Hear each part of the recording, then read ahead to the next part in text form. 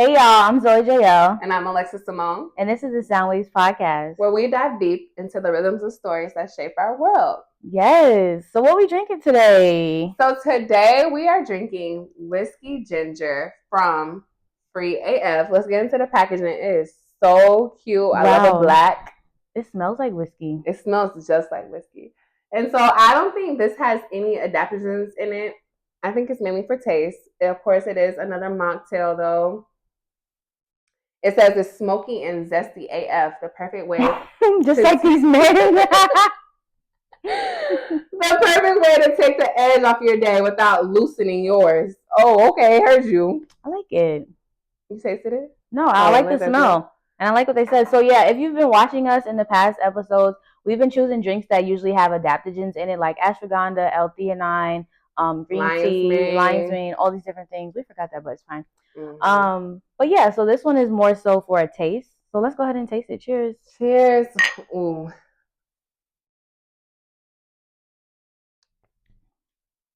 It tastes good. It tastes good. I'm not usually a whiskey girl. It tastes like ginger ale. This tastes a little bit like... But I do taste that warm, smoky taste at the end. Yeah, exactly. Okay. The fizz is giving ginger ale. It has ginger in it, though, so they were on point with that. But the whiskey, it could have been a little bit more. More smoky? Yeah. Mm-hmm. To give it that full taste. But to me, like the color and everything, it reminds me of Jack Daniel's honey. Yeah. Another thing, if you've been watching us, we usually have cute, very feminine glasses. But I thought it was very fitting to have this type of glass since the drink is like a whiskey or a play on whiskey. It's for you men. Right. So yeah, so today we're going to start off with a game called Do You Know Me? Now, y'all, Lex made all these questions, but we're both going to answer them. So I'm very intrigued to see what she has come up with. Yeah, let's get to it. Okay, so choose from your jar. All right. And ask me a question. Okay. I think I know her. Mm-hmm. Will this be the test? Okay, let's see. What did I major in college? That's easy. Yeah. African American Studies? Yeah, and she majored in psychology. Period. I threw some fun ones in there. All right, let's see. Have you ever cheated in a relationship? I don't think so. I'm answering for you. I don't know. Seriously, I don't think so either. Yeah. No, I haven't. Yeah. Loyalty around here. All right. Have you ever cheated in a relationship? No? Okay, thank you. Yeah. And you was wondering, you watching this answer, so right. We loyal. Oh, it's your turn. Okay. I'm answering for her. Got it. I gotta keep telling myself that. Oh wow. No, I'm answering for you though. Now. Where am I from? Oh. Okay, this is easy. Okay, wait. Girl. Maybe it might be some adaptations in there, but I will say it's Brooklyn/Queens. Yes. See? So I was born in Brooklyn, raised in Queens. My dad will never ever let me just say I'm from Brooklyn. He will be like, "Girl, no." Period. So yeah. And then you are from College Park, Georgia. Period. AKA almost Atlanta. It's not the same, but y'all know. Yeah, maybe it do got some. Is it playing on our mind or something? What's going on? Might have to read the ingredients. Yeah, let's run that back. Because I'm feeling it. Maybe I'm just so excited to be here. Maybe that's maybe, but I have the giggles like AF, like they said. Like they said, which I can't even focus on this. Let me see. Carbonated water, organic sugar, natural flavor, citric acid, and caramel flavor. So yeah, maybe it's just us. It's something in there. But you know, they be saying like you could tell somebody they drinking alcohol and they could really start thinking that they're drunk. Wow, so they're witnessing a placebo effect. Literally, real life experiment going on with afterglow, whatever that means. So, no, yeah. I think it's something in here because why would they say to take the mood off? You can't take the mood off no caramel. Yeah, I'm gonna have to do further research, but I'm feeling it, y'all. This is our first time trying Free AF, so I like it. I like it too, and this might have to be a repeater. Yeah. Okay. All right, we getting into the more deep ones, I think. What's my dream career or goal I like to reach? Okay, that's two questions. Your dream career is to be a therapist. Yeah. Goals you would like to reach, I would say one of them is to have your own poetry book. Yeah. And club. So she's like day and night honey. Yeah. Period. Yeah. Okay. Your dream career, I would say anything to do with fashion. Mm-hmm. So like a designer, your own line, your own brand. Mm-hmm. A goal you would like to reach.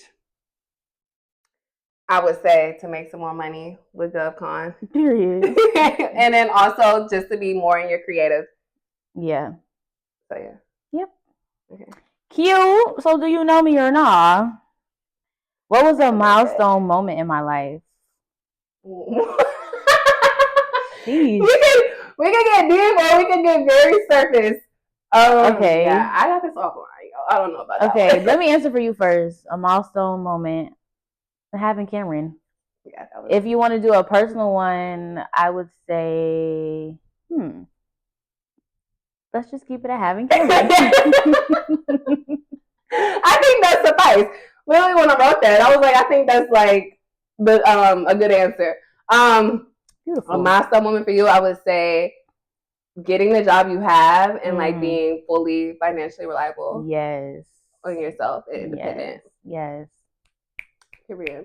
And then the last one. It's my turn. This was cute. Play this with y'all friends. What's my favorite hobby or thing to do in my spare time? You love being out in nature and going to that park, that same park. Over and over again.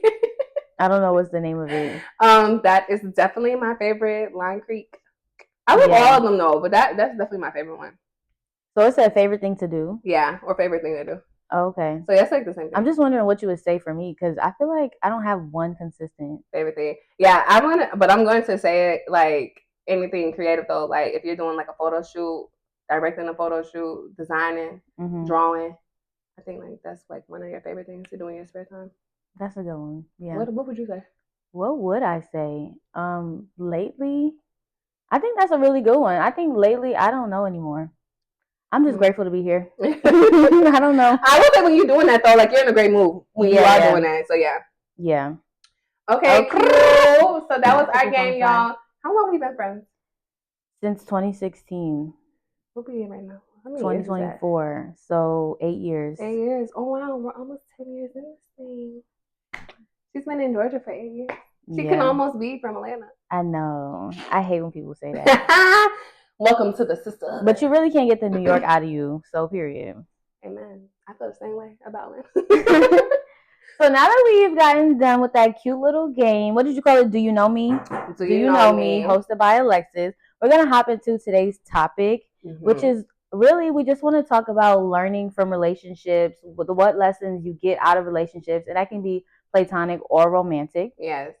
So yeah, you want to start us off with the first question? Yeah. So, well, also I want to say what inspired this topic because Alexis came up with this topic. So, I call this the gift of relationships. Period. And I was inspired by watching Pastor Philip Anthony.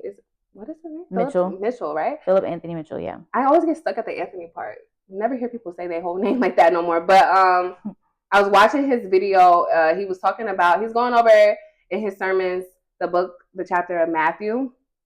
In this particular video, he was talking about the gift of relationships, platonic, romantic, family, etc. And then just like all the things that come with them. So like lessons, trauma, perspectives, the good, forgiveness, all the things. So I was just like, let's talk about that. Like, we don't want to just solely focus on one thing. It's not just about like romantic relationships, right, and stuff like that. Like relationships as a whole, overall, and just how they expected your life. Yes, let's get into it. Hold on, the whiskey is burning my throat. I'm dead. So our first question is, what's one thing relationships have taught you? Oof. I think you can learn so much from relationships. Right. So feel free to elaborate. But it's so authentic because the word came straight to me when you said that, and it's patience. Because every single type of relationship. Baby. Yeah, I would say patience for sure. And still learning compassion. Because it's easy to say you're compassionate for people, but I feel like really sometimes God has to push you through a very similar experience as somebody to really learn how to be compassionate for others. Yeah. Like, it's just, I don't know, people love to do the whole zodiac thing, like, oh, Leos only care about themselves. But I think to a certain extent, if you're always with yourself and stuff like that, you gain a perspective from your own life. So sometimes it's really hard to put yourself in other people's shoes and really think about like why did they react the way they did or why did they say the things that they did, but it's always coming from their own life experiences. Yes. So yeah, that mixed with patience for sure is probably my biggest biggest lesson, yeah, from relationships. Okay. Yeah, that's great. Definitely compassion, because making sure when you're like in relationships with people and realizing like they have their own life path and experiences, and then like having compassion for that, which is why they may act the way they do. Some things may trigger you because of that. So Yeah. that's a great one. I would say that, and I will also say vulnerability, and just having vulnerability like through all relationships and not just maybe like romantic. So like family and friends as well. Like even when you're trying to like make new friends, just having those and not, I don't even mean vulnerable like I'm sitting here crying to you about my biggest like faults in life, but just like openness and like willing to like open yourself up and like people get people to see who you are and know you for real. So I would think that's like one of my biggest lessons. I just realized that too. Yeah, and I feel like vulnerability takes time because as I'm like meeting new people, like I just recently joined a book club. I think I mentioned that in a past episode, but before, it's been a month now, and like people are so much more vulnerable than me. And honestly, though, it doesn't motivate me to want to be more vulnerable. And I don't even mean to sound crazy, but sometimes I be feeling like some people's levels of vulnerability can be like oversharing. Yeah. So I'm still figuring out how do I want to show up in spaces where I don't really know people like that. And I feel like overall it takes time because I think about the relationships I have now, and it took time or we were like really young and like it didn't really matter how vulnerable we were or what we were going through. So now grown, I feel like it just takes time. It definitely does take time. Yeah. I've always been big on like not being able to be vulnerable with people if I didn't feel like the trust to do so. And I don't like when people, you can always tell when people are oversharing out of a state of like needing someone to talk to, because there's a time and place for that always. And I'm not an oversharer unless I'm comfortable. So it definitely does take time to be vulnerable. But I feel like in the past, I've been someone who like won't be it at all. Like I can like be a friend with somebody, or like be a friend with somebody, and I've always like taken in their vulnerability, but like I've never like expressed it. But sometimes I just feel like you gotta give me the green light. I've always think I've been like a listener sometimes.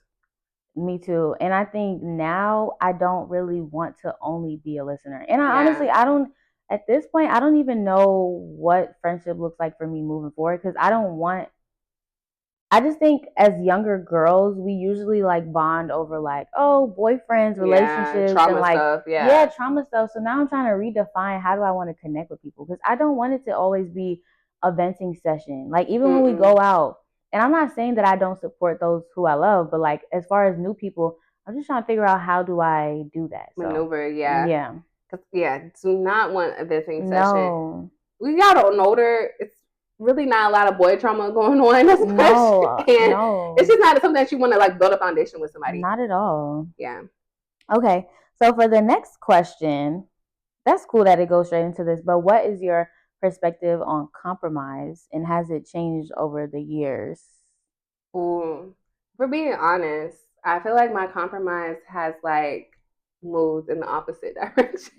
And that's also something I've been made more aware of, because in my family, I just feel like I am not someone who's been willing to compromise as much. And I know that can come off as selfish. Friendships and romantic, I wouldn't say that. But like family, I'm like, I don't want to do that. So. But do you also think that you could feel that way now, maybe because in the past you haven't had the same amount of boundaries you do now? So like now you don't want to compromise as much? Yeah. It's still trying to find that balance, but definitely have been a lot more selfish because I didn't have any boundaries growing up, like didn't even know what that looked like, what those were. And now that I do have them, I'm kind of like standing firm on them. But I do know like there needs to be some type of balance in there because that goes back to that compassion. Like people have their own walk of life, and it's gonna look different from yours, but that also is like the reason why they move the way they do. And so it's like if you want to continue a relationship with these people, you gotta have it. But it's definitely going in the running the other opposite direction. I've not been compromising in that relationship of my life. But what about you? So the first question is my perspective on compromise. What is my answer that? You want to? Your perspective on compromise. What does that look like? I think come back to me. Okay. My perspective on compromise is blurry. Not because I don't want to, but I think it definitely depends on the relationship. But even honestly, you compromise at work too. You compromise your time. You may be doing things for other people that you may not want to, and it takes away from the things that you need to do. So actually, I think compromise is spread out in different areas of our world, and we may not realize it. Yeah. So I guess my perspective is that it is way more vast than we think, and also there's levels of compromising, and then you can't let it spill over too much in some cups because then it's like a lack of boundaries. Yeah. So I think compromise is good where it is needed. Yeah, but with I would say with romantic relationships at first, like years ago, I was equating like too much compromise to like, am I even still being authentic to myself at this point? Yeah. But I think I was like still overly trying to protect myself with not like ending up in something that I didn't want to be in. So I would say over the years, my perspective on compromise has gotten more positive. And yeah, I think it's a give and take because you really have to look at yourself too and realize like somebody is compromising with you too. You're not the easiest person to deal with, you know? So yeah, I think it's a give and take, and your loved ones deserve it, but you have to use discernment on when you need to pull it back. Right. That's true. Yeah. Definitely best. Like you said, you compromise a lot with like people on a day-to-day. And I think it goes into how love is sacrificial. It really is. Like the more we're gonna get deep one day into the word, but like the more I learn about God's love, the more I learn how like love is really sacrificial. It's not all just flowers and butterflies. And us running through the field, skipping. Yeah, like that just reminds me of this video of Kodak when he was like, "Ooh, ice cream." Like life is not always just that. Like it's way more. So yeah, I think there's a balance. It has to always be a balance in compromise. Yeah, for sure. Like you said, like being authentic to yourself. Right. You can overly compromise and now you get lost in just sometimes going into people pleasing. So exactly. I would say that. That makes me want to talk about people pleasing a little bit though, because I feel like I don't do that no more because I have accepted that I know that I'm a good person and I really don't care what you think no more. Period. No, like really, like the people pleasing is really over. Yeah, I definitely was somebody who people pleased probably my entire life, like just different parts of my life and who I was people pleasing. Definitely been something I have consciously trying to like get out of still because it was just like such a natural thing for me. Even with like the smallest things. And so yeah, that goes into like overly compromising too much to like where you're not even being true to yourself. And so it's like a terrible feeling. So it's like, please. Yeah. I don't even think it's get out of it. Right. That I don't care what people think. I think it's also like you realize to a certain extent, certain people are just never going to be satisfied. So it's like, yeah, I'm done. That's like that quote where it's like, you're going to be like the bad person in somebody's book. Facts. Who cares? I wonder if you think you're the bad person in somebody's book? For sure. Really? Yes. At least in the past. Currently, I don't think so. Yeah. Not currently. Even in the past, though. In the past, yes. People have gotten randomly blocked and ignored out of my life. Oh. So, yeah, I think people hold on to shit like that. So, they do. I mean, hopefully, like, if you grow up out of that. But, you know, hopefully you're not still holding on to us being the bad person in your book. I don't care. Like, bye. All right.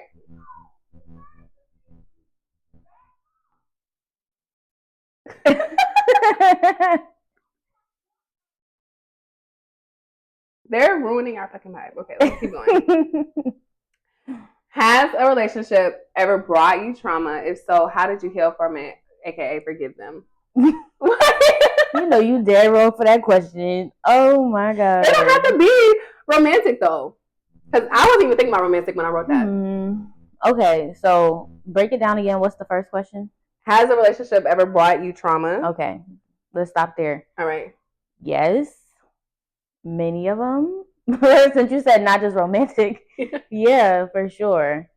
And then how did I heal from them or forgive people? Them, yeah. All right. I forgave blank by realizing that they're a human being. And also, like, I think there's truth in, like, you attract kind of what you are or, like, what you're lacking in a sense. So, like, I think that everything is placed in your life for a lesson and maybe a blessing, hopefully. But I guess a lesson is a blessing at the same time. And I don't mean to be very head ass when I say that. No, but for real, like, I think, so yeah, at least once I realized like the theme of life is really just to learn and evolve and become a better person overall, it's easy to forgive people after that because you just realize like, oh wow, like I really did learn a whole lot out of this situation and how I can move forward and treat people better, whether that's my children, my husband, my friends. So yeah, I think the healing just comes from taking it like just broadening your view on the things that happen in your life. Yeah. I don't know if you want to give more details for the people, but that's as far as I'm going to go. That was beautiful. No, I mean, I don't really have too many details to get. I will say, like, yes, relationships have brought me trauma. Romantically, family is who I was mainly thinking about when I wrote that. Romantically, yes, brought me trauma. I was very young. How did I forgive them and heal from it?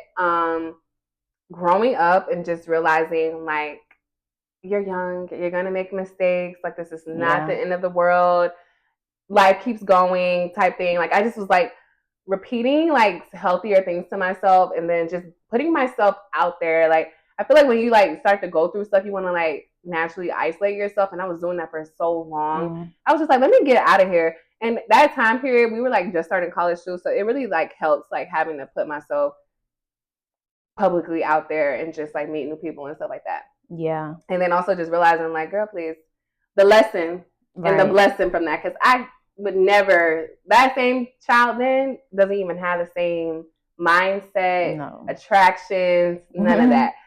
Family has brought me trauma. I'm still working on the forgiveness part though. Like I have told myself and told others that I have forgave, but so many things still trigger me. It makes me think like, have you truly forgave? Or, you know, are you still just, you have to forgive them for some other stuff. Like multiple things you have to forgive them for. So I'm definitely still working on that. I think that's where that compassion comes in of how their walk of life is. Yeah. But it's like I said, the compassion has been going in the other way because I really haven't cared. Like I feel like when people, I still take things so personally sometimes where it's just like, I just really can't believe that you don't see how wrong you are.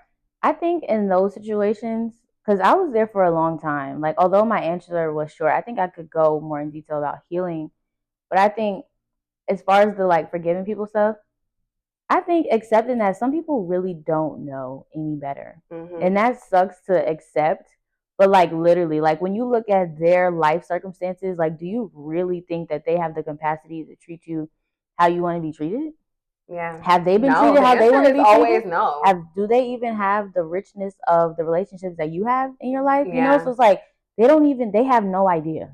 And that is like everything is funny to me at the end of the day because that's really sad. Like I'm not saying that's funny, but just like I think the weight on my heart is so much more important than holding something against somebody. That's true. Like I don't want it. That's a good way to look at it. Like just not holding it on your heart no more. Yeah. Because it's not worth it. It definitely isn't worth it. And when you accept that they really don't know no better. Like if somebody knew better, it's like when you're a kid know better, it's like now you knew. But like if they genuinely don't know, it's like. And you have said that to me before too, but it's still like sometimes like how you really don't know better. That's really sad.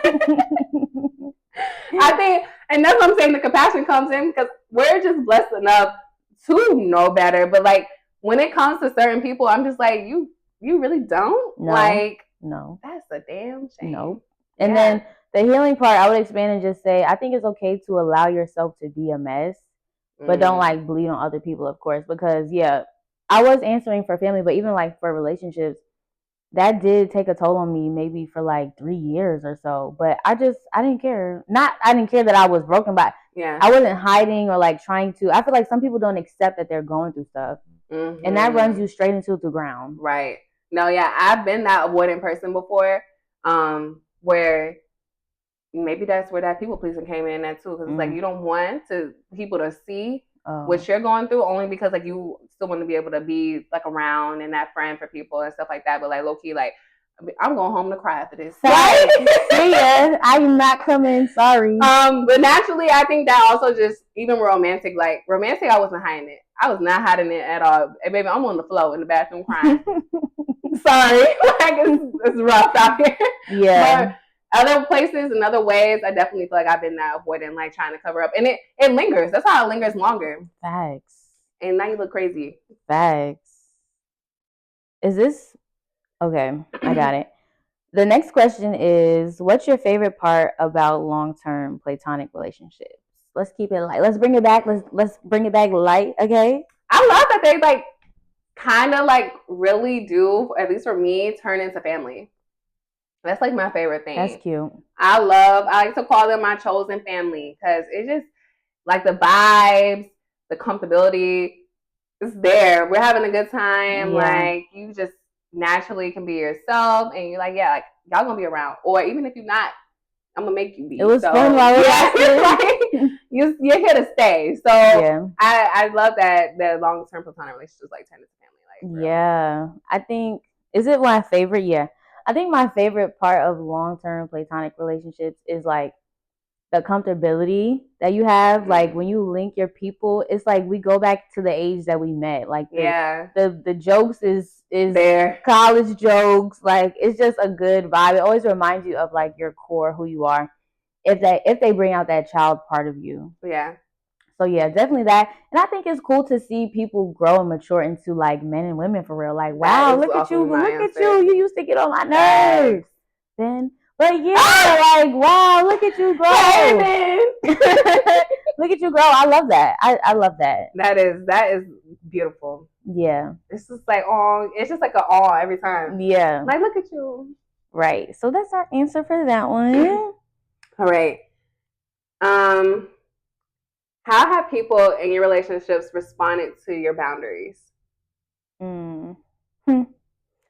That's funny. I think coming from New York, it's like I've gradually gotten nicer, I would say. Aww. So I don't think I had to go through the like cycle of people being like, oh, now she got boundaries. Like I feel like if anything, now I've been getting nicer and removing some walls. But I think maybe like Atlanta took that for you. Totally. Like I'm such a peach. I'm such a peach. That's Southern hospitality coming out. Yeah, sure. But okay, I guess I could say like not with long-term friends, but maybe just people coming in my life, meeting me, whatever it was. You definitely have to place boundaries on people that want to get to know you and stuff like that. Yeah. So I would just say, the same old, like some people have entitled attitudes and like maybe don't even want to talk to you no more. But for the most part, at least people who do know me, I think I came out the womb with boundaries and I've like been taking them back. Up. Yeah. You're like spreading. Yeah. Things. If anything, I think people be surprised because they don't have that for themselves. Yeah. Like, even with grown people I do meet nowadays, I think they'd be surprised. But they easily accept it because they'd be surprised. So they'd be like, oh, okay, this is how I got to treat her. Because at the end of the day, you got to teach people how to treat you. So, yeah. Period. They'd be a little taken aback. Yeah, but they follow suit because what? As you should. I think your answer will be more interesting to hear about. My answer? Yeah. Okay. So... I feel like people have not been the nicest about my boundary setting. I think that, okay, so like I said, I've been somebody who's been on a path of like people pleasing. And so as an adult, I've learned to start setting boundaries and it has not gone well at all, I would say. Like I've lost friends from boundary setting because it goes back to that entitlement.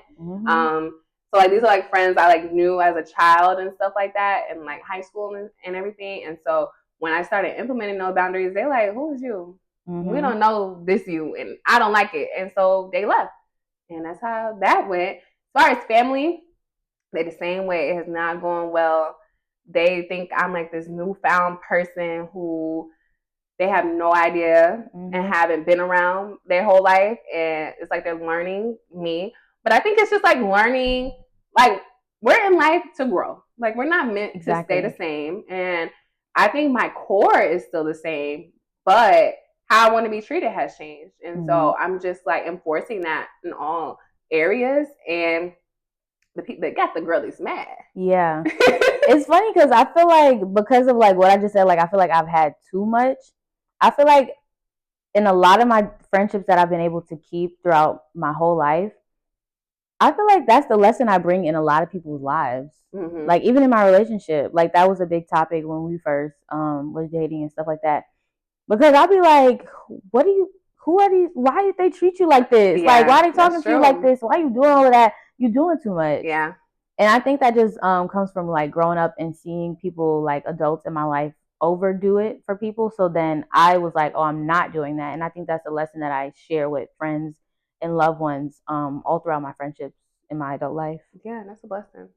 Yeah, because I remember this one thing. I won't get too deep into a story time, but I remember there was this one time where it was between me, her, and somebody else. And they said at the end of the argument or whatever, they were like, oh, you shouldn't be following people or something. And they were saying that to her about following me. But I was like, first of all, I never felt like that.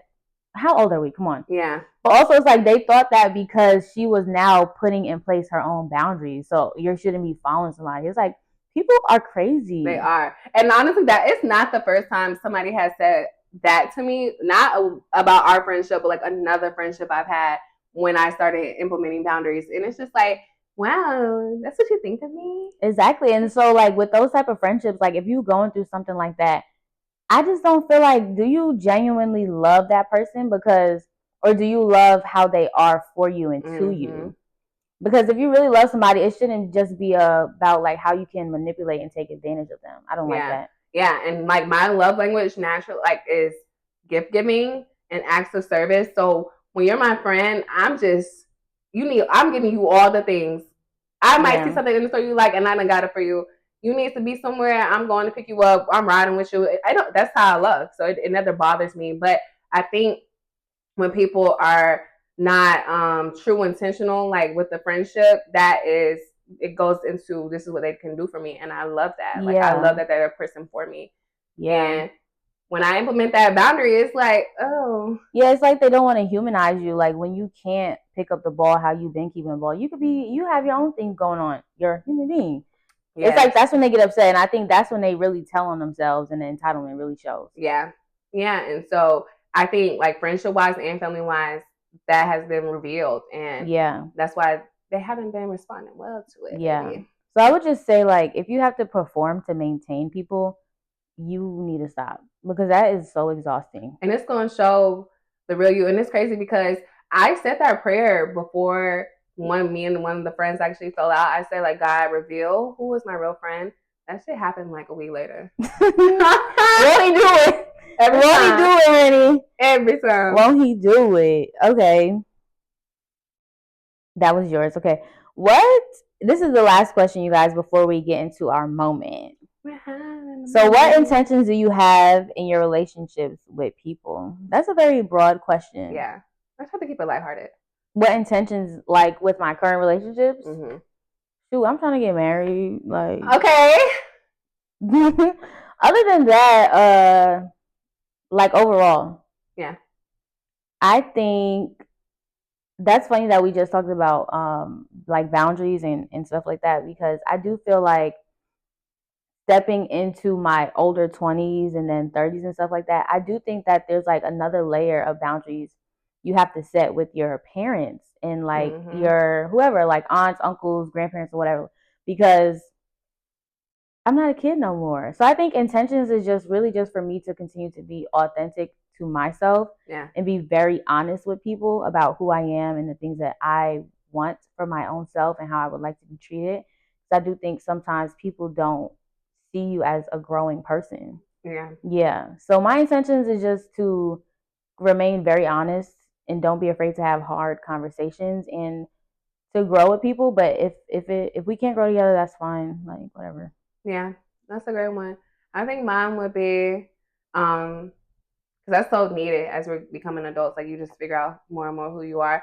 And so overall, I think my intentions would just to be like to always like show up as myself and like be fully myself and remain that person through any relationship as I'm starting to get to know people, as I'm like maintaining current relationships with people, even with work, like just showing up as myself, showing people who I am, and then just being that person like all around. Yeah. And I like what I think my new one would be it was said in church as well, which was I'm drawing a blank. But it was causing people not to sin. I like that. Yeah, I think that's like a newfound yeah, he was saying like don't draw people to sin. Yeah, like a newfound intention. Like I don't want to be a person who causes you to do something maybe outside of yourself. Mm-hmm. Like that's not true to yourself. So like whatever that may look like. So I just want everything to be like authentic and just like peace and perspective. Like this is who you are, this is who I am, and we aligned and great. Yeah. I think a new one for me is going a little bit the extra mile to make people feel loved. Because like I said, the trauma that I did have back in my early 20s and stuff, that lasted like 3-4 years of my life. And I think I became one of those like low maintenance friends. And of course, at this age, with all the things we got going on, there's still some low maintenance parts to it. But I see places where I could show up more for people and just do what I got to do, bring people together more and stuff like that. So I think my intention is to make people feel loved and cultivate more community within the community I already have. I love that.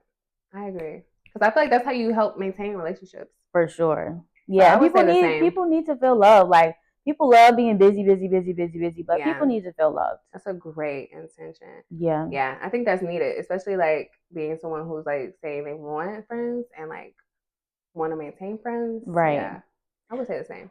Yeah, so are you ready to have a moment? Let's have a moment. We're having a moment. So like we had, you want to get more? Are you good? Okay. So Lex will be hosting the games in the beginning, and I'll be hosting the We're Having a Moment at the end. Spicy. So We're Having a Moment can include unhinged. That's how the girls say it. Yeah. Story times, questions, whatever we want to do. So since the topic of this episode was relationships, my unhinged question, I guess, or moment question is with all the relationships you have in your life right now, is there any that need to be X'd out or basically expired? Yeah, have any expired? Are you holding on to dead weight? I have gone back and forth with yes or no about like a particular relationship, and I'm still praying about it. I like a part of me some days leads towards the ex, and then sometimes like when I'm around them, I'm like, I like it, but it definitely is like up in the air in my heart, and I've been praying on it and definitely like really trying to be intentional about it and just seeing like if the alignment is still there. And so it's a little gray area. So I will say that. Any other ones though? Let me think. Nah, I think there's some more people I need to like you said, pour into. But I don't think anybody else may need to be X'd out. Okay. What about you? X'd out. Am I holding on to any dead weight? I don't think I am. I think there is.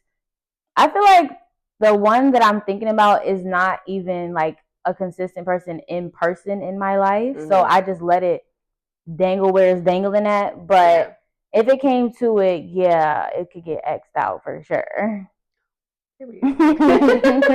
Do you have any moment questions for us? Okay. Let me think. I would do another one. Okay, go ahead. With relationships, like in person, do you ever see yourself like initiating a conversation with like people in person, like while you're out to actually make a friend, like, or do those moments do they feel scary for you? I will say recently I have been initiating in some environments. Like I went to a birthday and I felt like it was very relaxing to do so. And I feel like it was just bouncing off of everybody. Like everybody was engaging, everybody was initiating. In some places, I feel like I'm a little bit more reserved, and I'm going back to just being that like listener person. And it's not scary though. It's just something that just naturally occurs for whatever reason. So I have to be more intentional and conscious to break out of that. But yeah. Yeah. What about you? I don't think I'm afraid or anything like that. I have been in a lot of places recently around people that I don't really know like that. I think for me, the vibes just don't be there for me. Like, I don't know what it is, but I will know when I know. I'm not afraid of it, but I do think like when we're just out, like say if it's like a club or a lounge or something, that's definitely not really the place to do that. I also think that people just be full of themselves. Like I'd be very present for the most part. Like I'm not really the person that's on my phone the whole time I'm out, like nothing like that. So I don't be seeing opportunities to do so, honestly.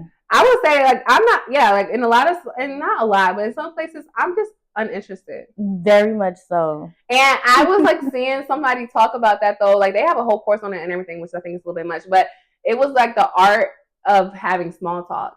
Oh, that's funny. If I'm not interested, I can't really force it. No. I'll try maybe if you speak to me. Yeah. But for some reason, like that's what I'm saying. Like it goes to being observant, because when I'm observant, I'm like, we don't really got that much. I don't like small talk. So me and my boyfriend even have a challenge where to see how long I could go with doing small talk, because I really can't do it. He does it. He could do it. I hate it. I can't either. I hate it. I don't really care. Sorry. Basically, that's what it comes down to. I really don't care. Like if I see that we may have any common interest, that's different. Because now we actually have something to talk about. Or if you're like funny, you're bubbly. Yeah, but like if I'm just sitting back and I'm like hearing how you're like what you're talking about, no. I'm like, nah, I'm okay. I'm cool. But I think you did a great job in a setting that I was like uninterested a little bit, but you like definitely like brought it. What was this? At Paolo's birthday. Oh, I did? Yeah. Oh, wow. You did that whole like question when we all had to go around that question. Yeah. That was a small talk. Yeah. But that like was like a present thing, like brought everybody together. Yeah. I did like a go around and answer these questions like, what are you grateful for? Lessons, blah, blah, blah. Yeah. But I really did it because that's the type of stuff I enjoy. Like we were listening to Sexy Red and stuff, and it was just giving me a headache, to be honest. I don't care. But thanks. Yeah, see, that was a moment. Yeah. That was a moment. Thanks. Yeah, you did good with that. Yeah, if y'all want to hang out with us. Definitely get me uninterested. Right. I think if we ever have an event, since we're talking about relationships, I think it'll be very put together. We are very interpersonal people, and I think it'll be amazing. So stay tuned for stuff like that. And I think that's it. It is. Cheers to yet another episode. Thanks for riding the wave with us. Same time, same vibe.